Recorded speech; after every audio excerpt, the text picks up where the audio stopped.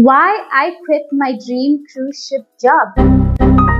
Hello diamonds, welcome back to my channel. If you are new here, please subscribe and like, and I'll put all of my socials here so you can browse and do all the good things.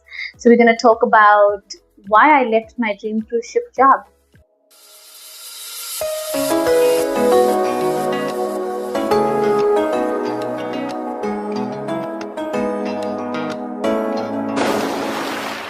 Before I joined the ship, I worked in Cape Town, South Africa, as a personal trainer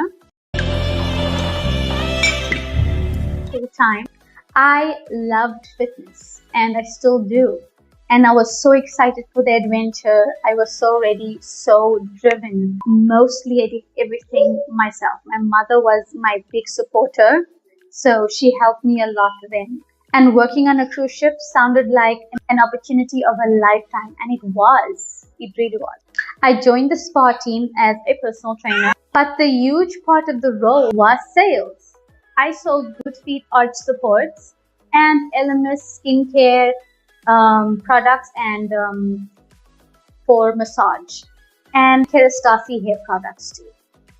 And while I was doing that, I was helping the guests with their well-being, health and well-being.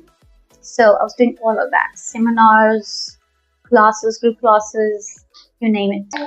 And over time, I became the top in sales in my department for 7 months straight. I ranked one of the highest on all 4 ship fleets. And I was very, very proud and excited about my achievements, because I did it genuinely out of care instead of just wanting to just sell them anything. But behind the beautiful ocean views and beautiful ports, there's another side that people rarely see. We work 7 days a week, and my shift week usually starts at 7 a.m.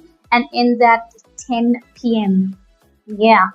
And I only had like 2 hours break for lunch and dinner. And that's also because of my workload.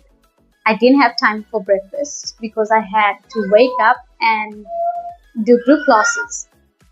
So it took a really big toll on me.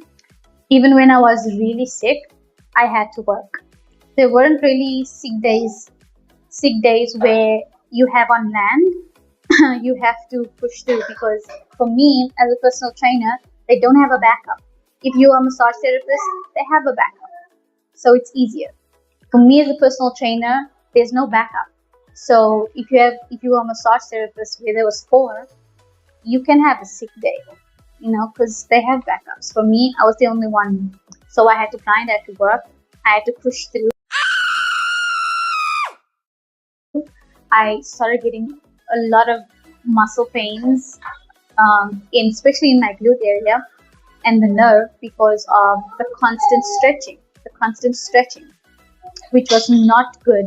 And as a personal trainer, I know it's not good, but yeah, I didn't expect it to be that much of a workload and that much classes. And towards the end of my contract, things became even more difficult. So because there were very few guests on board, management told us remaining 2 months would be mostly sea days. And that is terrible, especially for personal training. Weights falling and everything, and we won't be able to sell and make money because it's mostly commission based. We do have a base salary, but that's not enough. And that meant extra duties that we didn't sign up for, that extra workload that was not in our contracts, and there were fewer guests to serve. I also remember how rough the sea would get on the sea days and how seasick you get. Like if it's consecutive sea days, you get really sick and you have to work. You cannot just like do nothing when you're sick. You have to get up and work. The weights will be falling.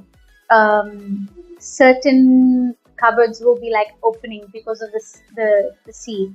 Some things will be breaking because it's so rough. The waves is so rough. trying to train guests safely was nearly impossible. So I couldn't. The long hours also meant that I couldn't visit all the destinations that were showcased in the cruise, and the hours I couldn't stay for too long as well. So I didn't enjoy myself to the fullest, I would say. While many think working on a cruise ship means traveling all day, the reality was I didn't have enough time to explore because I was working. And financially, I was also earning less than back home on land. In South Africa, Cape Town, I worked at Virgin Active. So there I was earning like maybe 3 times more than I was on the ship. And around that time, something incredibly happened. I met the man who would become my husband. So we met on the ship too. And getting engaged was the most happiest time of my life. But it wasn't the reason why I completely left. But it did make my decision way easier. Those 7 months shaped who I am today. The cruise ship gave me skills, sales skills, resilience, confidence, and skills that I would use and I still use in my day-to-day life. And meeting my husband, now that was really unexpected. And looking back now, it wasn't the reason for my journey. It was simply the greatest blessing on the way. Sometimes closing one chapter doesn't mean it wasn't meant to be. It just makes room for the next adventure. And if you guys have completed the whole video, thank you for watching, and I'll put my socials up here as well so you can explore, and make sure to comment down below what is your favorite adventure. And yeah, thank you guys for watching. Bye, diamonds.